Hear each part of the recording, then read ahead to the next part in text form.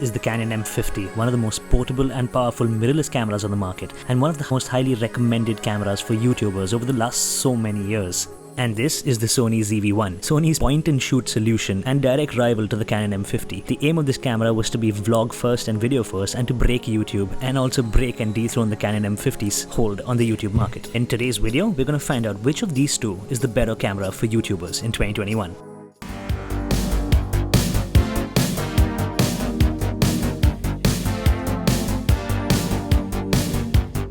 Hey guys, welcome back to the channel. Today's video is a really special video because we're going to be talking about upgrades. Technology upgrades and gear upgrades is something that absolutely everyone loves talking about, especially here in the tech community on YouTube. So today we're going to be talking about cameras. So as you guys know, I film a lot of my videos on a GoPro or on an iPhone, and off late I was also dipping into a mirrorless camera, which is the Canon M50, which was my camera of choice to film a bunch of YouTube videos at home, considering the larger sensor and interchangeable lenses. That basically brought a whole different level of quality to my videos. But here I am filming on my GoPro Max, and off late things have completely changed in my setup. I have actually let go of my mirrorless camera. Yes, I switched cameras to a smaller point-and-shoot camera with a fixed lens. I've actually moved from a larger sensor to a smaller sensor, and I know this is really confusing, so wait up. I'm going to tell you exactly what camera I switched to and why I switched to it today. Okay, so the camera that I switched to is the Sony ZV1, which is a point-and-shoot camera by Sony, which was released in 2020. I have a full-blown review on this camera on my channel, so I'll leave it in the cards on top or a link in description so you guys can check that out if you haven't seen it. And basically this is my new YouTube studio camera. So the Sony ZV1 was made by Sony for vloggers, content creators, YouTubers, basically guys like you and me who like to talk on the internet about stuff that we're passionate about. It was made for us. Now I know a lot of you mirrorless users and Canon lovers are going to be going crazy because the Canon M50 is one of the best cameras for YouTube in 2021. It's one of the best beginner mirrorless cameras. It's one of the best content creation cameras as well on the market. But I have a couple of reasons why I switched out from that camera and switched to something smaller like this. Now the Canon M50 came with an EFM lens attached to it. I bought the entire kit together. So I had an EFM 15-45 lens, which was basically equivalent to a 24 to 70 millimeter overall focal length when you compare it to full frame cameras. Whereas the Sony ZV1 also comes with a 24 to 70 lens, which is almost the same. Furthermore, the Canon M50's EFM lens was a kit lens, so that basically came with an aperture that wasn't as wide open. The aperture on that lens, the widest that it could go to was f3.5, whereas the Sony has an f1.8 to a 2.8, which is the standard aperture on this lens. So basically this lens opens up way wider than the Canon M50's does, which basically means it's going to have better low light performance, which also basically means this lens in various conditions is going to perform much better than the M50's lens did. And that is definitely one of the first reasons why I switched. The low light performance on the ZV1 because of the lens is definitely a lot better. You can see Parker Wellback's video as well on YouTube. I'm going to link it in description. He's done a full-fledged low light test on M50 on the iPhone as well as the Sony ZV1, comparing the three cameras together, and the ZV1's low light performance does stand out. It's crazy what a point-and-shoot camera can bring you with respect to low light in 2021. Which also brings me to the size of the lens. The size of the lens of the ZV1 is fantastic. Look at how small it is. Basically the lens is a fixed lens, so it opens up, it comes out, and it goes back in. It basically retracts. It's really compact in size, and overall when you're traveling with this camera, it's fantastic. It's super small. Whereas the camera on the M50 is that does not retract. You can detach this lens, but you still have to carry the entire lens with you when you're out and about. Now, while I know having interchangeable lenses brings you a large amount of flexibility in the future, buy multiple lenses, carry them with you, have multiple focal lengths, get fantastic glass, which I can definitely not do on this camera. I pretty much get what they have fixed into this camera, and that's basically it. This is my entire lens bag. So with the M50, I have a lot more advantages. But the thing is, I don't want to carry that much gear with me, especially when I'm traveling. I travel the world for a living. Like, I sail ships for a living. I don't want to have to carry additional glass that I have to take care of. Which brings me to my next point. If you're buying a mirrorless camera and you're not going to invest in external glass, and you're pretty much wasting the mirrorless camera. That camera is no better than any other camera on the market, because the kit lens, as good as it may be for a beginner, is not going to give you that amazing image quality 90% of the time. You need to invest in better glass, which I didn't do. And since I only had the kit lens, I got myself a camera that was smaller, better lens, and a lens that actually retracts, which is easier to carry around. Now let's move on to the next point, which is basically size. Yes, I know the M50 is the smallest mirrorless camera you can buy. If you're in the mirrorless world, the M50 is fantastic. It's so tiny and it's really powerful. It's great, but it's still too big for me. I still needed to carry an additional camera pouch along with my tech backpack when I was out. The camera is still a mirrorless camera. It still needs to be put in a safe place. It still has really big glass attached to it. The ZV1, it's so tiny, I can throw it into my jacket pocket, I can put it into the water bottle pocket of my backpack, and I can literally just pull it out from my backpack just like that, and it's super easy to start using and filming immediately. Whereas the M50 really required a separate little camera bag with all its accessories and everything attached in it. This is just easy, it's small, convenient, and the size is, as you guys can see, it's super small. And a lot of you guys already know this, that for me, portability is everything. Not above image quality, I definitely wouldn't pick portability above image quality, but the ZV1 has fantastic image quality. The ZV1's image quality is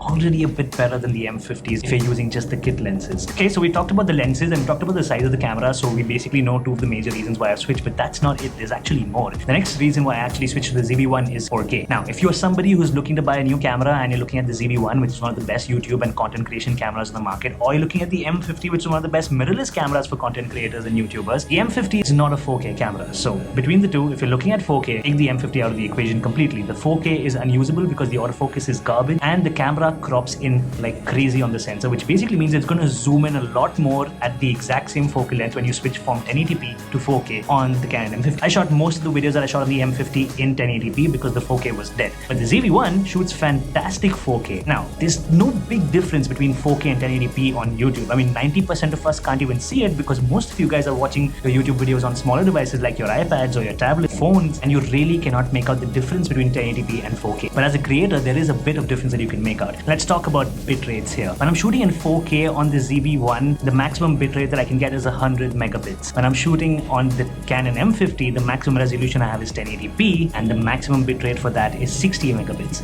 Now, why does bit rate really matter? Bit rate is basically the count of the amount of data that camera is actually being able to capture in that particular video file, which is basically going to give you a ton of flexibility in post. If you want to color grade your video, you want to edit your videos in any particular way, higher the bit rate, the more the data, the more flexibility you have, and the more you can play around in your edits. And that's exactly why it's really important to have as high a bitrate as you can. Now, the M50's bitrate in 1080p was only 60 megabits, which is a lot lower than what you have on the ZV1, which is 100 megabits in 4K, and that's exactly why 4K and 1080p actually matters. Furthermore, it's also a personal choice. I mean, I have a Gopro that shoots in 5K, I have an iPhone 12 Pro Max that shoots in 4K. I would want my main studio camera or my main YouTube camera to be able to shoot at least in 4K in 2021. I don't want to be documenting stuff in 1080p. There is workarounds. You can scale the footage resolution from 1080p to 4K on most video editors, but that's still upscale. That's not true 4K. And when I take 4K on my ZV1, I can upscale it to a better production quality at the end of the day. So these things really matter a lot. Now, another reason to switch was also ease of use. Look at this camera. It's tiny. When you walk around the city shooting street photography with this camera, which is something that I love shooting, I'm really passionate about, this camera looks like a tourist camera. Nobody's going to look at you and think you're a professional photographer and you're going to be putting up their photographs in a magazine. Now, while I may not do that, a lot of the times that I'm walking around with a mirrorless camera, which has a bigger lens on it, people will look at you and still consider you to be some kind of professional photographer, and they'll still get really weirded out when you're pointing your camera in their direction. When you walk around with this camera in any city in the world, you literally feel like a tourist to other people. So they're going to look at you and think, yeah, he's a tourist. He's probably putting up a picture on his Instagram profile, and they won't take you seriously. Don't forget, this camera has 20 megapixels of resolution. It's a 1-inch sensor, which is already bigger than your phone and your GoPro, so that's fantastic. For street photography, the overall usability is fantastic. Also extremely easy to use for video. Now, I'm not saying the M50 is not easy. This is just easier than that. You have a dedicated button that will lower your aperture, which is the C1 button on top of the camera. It's the bokeh button. You have a bokeh button built into this camera, so you don't have to go into the settings and mess around with your aperture. You hit this, it's going to go to the widest aperture your lens has,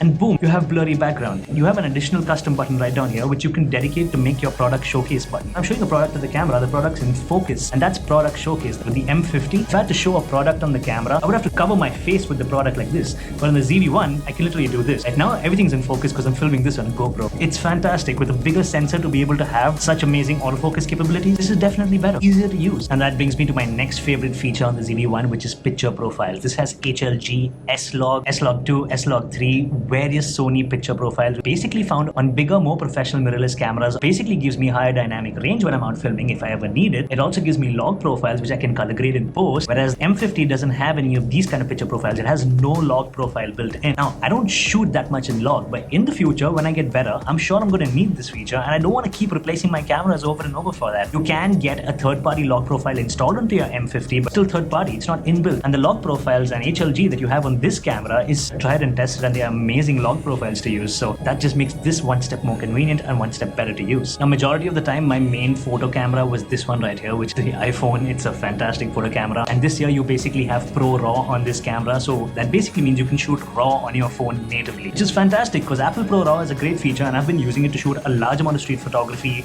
product photography, anything that I shoot. I've been using this a lot. Now this camera, which is the Sony ZV1, has a larger sensor than the iPhone camera, which has already been my main photography camera, and it has RAW built into this as well. So this, while it may be a video first camera, is no slouch when it comes to photography. It's a 1-inch Sony sensor that has the capability of shooting RAW. You can shoot up to 24 frames per second on this when you're shooting burst photos without any blackout. So overall, it's a fantastic camera for photography. It basically covers my product photography and my street photography because I have a larger sensor. I have amazing burst shooting capabilities. I have RAW photo formats on this, which basically let me edit to a whole different level. This is a fantastic photo camera, and people are not going to get weirded out whether you use this or you use your phone. Both those cameras look really casual in public. And last but not the least, slow motion capabilities. This is the personal feature that I really require on most of my cameras because I shoot a lot of slow motion video of all the tech that I review on this channel. I also shoot a large amount of slow motion when I'm out at sea because there are these amazing waves that we break into, which just looks fantastic to be able to document that in slow motion. And the Canon M50 cannot shoot slow motion. It can shoot at up to 60 frames per second at 1080p. That's not super slow motion, that's dynamic. When you really want slow motion, you want to shoot at least 120 frames per second. And the Canon M50, if you want to shoot at that frame rate at 120 frames per second, you're going to have to reduce your resolution to 720p. Pretty much unusable. In 2021, do not want to be shooting video in 720p. But the Sony ZV1 can shoot at 120 frames per second at 1080p without any drop in resolution, and the video quality is fantastic. Furthermore, the ZV1 can actually shoot right up to 960 frames of extremely slow motion. Now, while the quality of the video will drop and the resolution will drop a little bit when you're doing that, it's still fantastic. A camera smaller than the M50 can actually shoot this kind of slow motion and perform beautifully well. It's honestly one of the best cameras for slow motion in this price range. So, while I always say the Canon M50 is one of the most portable and powerful mirrorless cameras for YouTube in 2021, I think the Sony ZV1 is a little bit more portable, a little bit more pocketable, and has a few more cards up its sleeve. So I would call this the